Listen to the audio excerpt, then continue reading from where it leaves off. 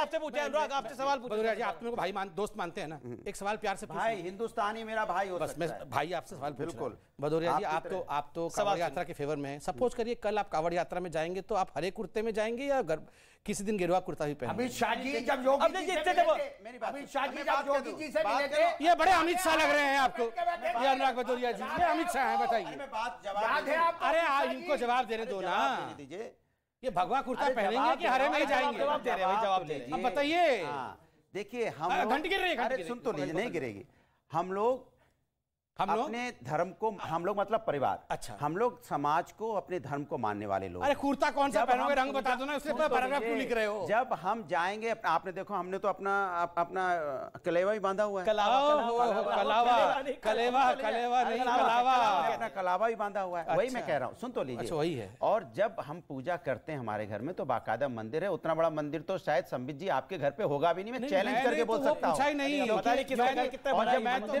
पूजा करते हैं मंदिर में, जब हम पूजा करते हैं तो कौन सा रंग का कुर्ता पहनेंगे? मंदिर में जब हम पूजा करते हैं तो मंदिर में पंडित जी आते हैं, उसके हिसाब से जो वहाँ पे जिस तरह पद्धति होती है वो पद्धति के हिसाब से बैठते हैं।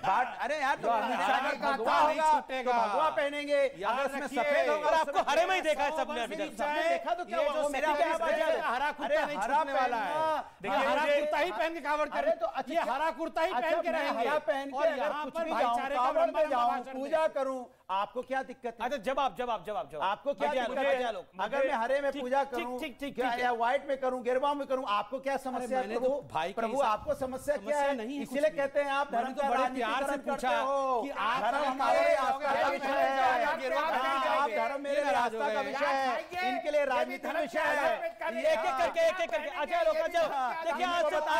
आसिफ खान अब शांत हो जाइए। ओके अजय, ठीक है, उनको हरा कुर्ता मुबारक, वो हरा कुर्ता पहन के जाए। शांति ऑडियंस डाउन। आपकी जिसमें आस्था रहे आप वो कीजिए, उसमें हमें आपत्ति नहीं है। मुझे आपत्ति आसिफ जी आपकी एक बात से, जो आपने कहा कि हिंदू पथराव करते हैं।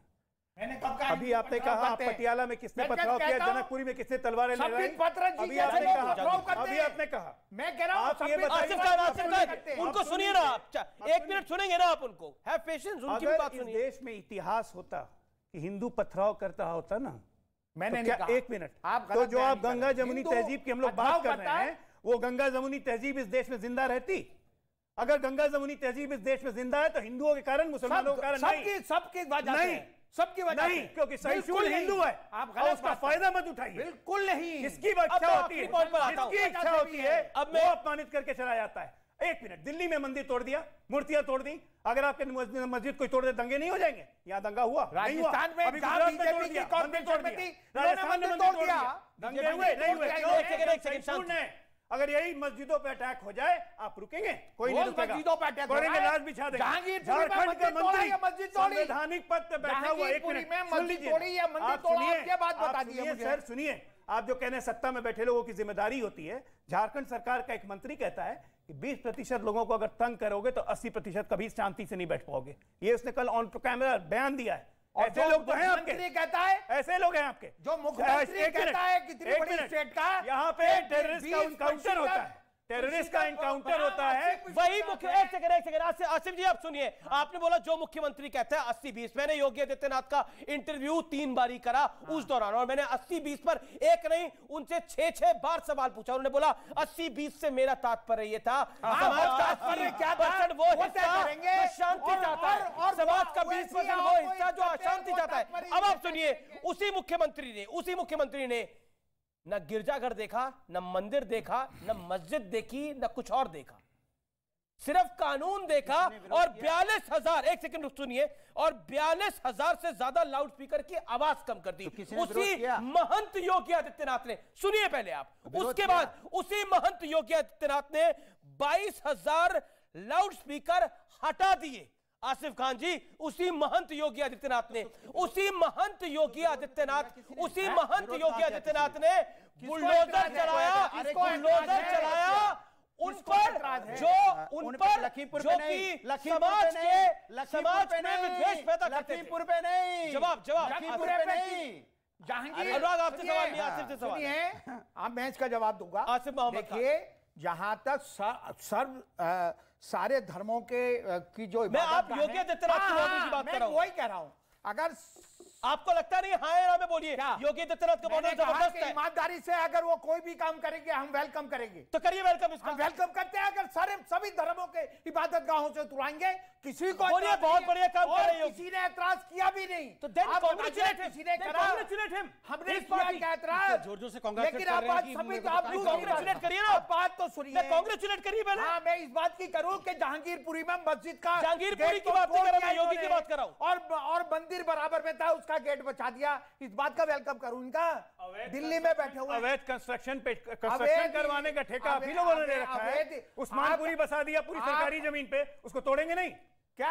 उस्मानपुरी बसा दिया गाजियाबाद में पूरी सरकारी जमीन के तालाब पे, उस्मानपुरी नगर, खाली वो तोड़ेंगे नहीं। नजर आता है एक मिनट आवाज सुनिए, आपको आवाज सुनिए एक बार। यही सोच है। अरे आप एक बात सुनिए, आपकी यही सोच आपने दिक्कत है कि बिल्कुल तहजीब को बड़ी बात बोली है कि ये सोच खराब है। श्री राम कॉलोनी नजर नहीं आई आपको, उस्मानपुर नजर आया होती। एक मिनट, अगर मेरी सोच खराब होती, नजर नहीं आई, अगर हिंदुओं की सोच खराब होती तो मैं फिर कह रहा हूँ, इसी चश्मे से आप फिर कह रहा हूँ मुसलमान सोच नहीं रहते। एक सेकंड, बार बार कहा जा रहा है इनकी सोच खराब है, इनकी सोच खराब है। अजय आलोक और संबित पात्रा की सोच खराब है। एक सेकंड आसिफ साहब, मैं बड़े दिनों से पूछना चाहता हूं, कोई कांग्रेस का वरिष्ठ नेता मिले तो मैं सवाल पूछूं। आसिफ साहब, आप मेरे सवाल के लिए तैयार हैं? ये तुर्कमान गेट पर किसकी सोच खराब थी तो बुलडोजर चला था? तुर्कमान गेट याद है ना आपको? किसकी सोच खराब थी तब? देखिए, उसका खमियाजा कांग्रेस को भुगतना पड़ा, इसी तरह बीजेपी को भी खमियाजा भुगतना पड़ेगा इस बुलडोजर का। मतलब आप मानते हैं कि तब सोच खराब थी? अरे हम तब सोच खराब थी। हम कह सकते हैं नहीं खराब थी, इनके हिसाब से सिस्टम नहीं चलेगा तो वो सिस्टम खराब है, ये सोच खराब। सिस्टम आप तय करेंगे, आपने संविधान को अपने हिसाब से आप तय करेंगे। देखिए, उस्मानपुर का आप तय करेंगे भाई साहब। चलिए ना, उस्मानपुर का कोई तय कर रहा है ना श्रीराम कॉलोनी का कोई तय कर रहा है, लेकिन तुर्कमान गेट पर जब बुलडोजर चला था तो सोच खराब थी। ऐसे ही होता है जब आप बुलडोजर की कार्रवाई को धर्म के आधार पर जोड़ते हैं। संबित पात्रा, देखिए आसिफ भाई को आप डेसिबल देखिए, और फिर ये लोग कहते हैं इतना बोलने के बाद कि हम खतरे में हैं, हमको ये लोग मारने हम खतरे में नहीं है। कौन कहता है आप हो गए खतरे में? हम क्यों होते हैं? हमारा मुल्क है, हम यहाँ के नागरिक हैं। आप कौन होते हो हमें डराने वाले? ओवैसी बोल रहे हैं। ओवैसी तो आपका चारा है, कांटे में लगाने को कोई चाहिए आपको ओवैसी मिल जाता है। राहुल गांधी बोल रहे थे कल डरे हुए हैं। आपको ओवैसी चारा है आपका, याद रखिए। राहुल गांधी चारा है आप ओवैसी नहीं, राहुल गांधी चारा है। राहुल गांधी चारा है आपको। राहुल गांधी चारा है। क्या है राहुल गांधी? राहुल गांधी क्या कह रहे हैं? चारा है। क्या परेशानी है आपको राहुल गांधी से? नहीं, हमें तो परेशानी, आप ही को परेशानी है राहुल गांधी से। कोई परेशानी नहीं है, हमें नहीं है, हमें कोई परेशानी नहीं है। राहुल गांधी ने भी कहा, आपको बहुत ज्यादा परेशानी। 30 सेकंड सुनिए, 30 सेकंड। राहुल गांधी जी ने कहा कि इस मुल्क में मुसलमान आज डरा हुआ है, उनका बयान है, मुसलमान आज डरा हुआ है। बिल्कुल राहुल जी ने नहीं कहा मुसलमान। अरे हर दिन कह रहे हैं भैया, की कोशिश की जा रही है। कौन कर रहा है? कौन कर रहा है कोशिश? जो सत्ता में बैठे हुए सत्ताधारी। आप डर नहीं रहे ना? लेकिन डरने वाला नहीं है बस। तो आप डरने वाले हैं नहीं हो तो निकाल देना। आप सुबह से इतनी जोर चिल्ला रहे हैं, फिर काहे को खतरे में है? फिर ये जो आपके साथ खतरे में वाला भी है, खतरे में हम क्यों होते? तो आपका तो हिंदू खतरे में, हिंदू खतरे में, मुसलमानों से हिंदू खतरे में। अरे आइसक्रीम बेचने वाले को तो अब बताओ, बचपन में आइसक्रीम बेचने आइसक्रीम ले लो, घंटी बजाओ तो दिक्कत, इनको भगवान से दिक्कत है। भगवान से दिक्कत है। बांसुरी का प्रतीक है, घंटी मंदिर की है, मंदिर में घंटी बजती है, उससे भी दिक्कत। हर चीज से नलका भी चोरी किया, मंदिर से घंटी भी चोरी की, ये सब पता है हमें। चलिए बहुत बहुत शुक्रिया। चलिए अब बिल्कुल ये शो भी खत्म होने की घंटी बज गई है। आपका बहुत बहुत शुक्रिया इस चर्चा में शामिल होने के लिए। लेकिन आखिर में चलते चलते मैं हर रोज चर्चा के बाद एक निष्कर्ष देता हूं। आज की चर्चा का निष्कर्ष ये है कि हम कुछ भी कर ले, भारत के अंदर कानून का राज ही होगा, और इसीलिए योगी आदित्यनाथ ने जो किया है वो कानून के राज के दायरे में किया है। इसीलिए आज कांग्रेस के वरिष्ठ नेता को यह मानना पड़ा कि बढ़िया काम कर रहे हैं। बढ़िया नहीं, हमने सब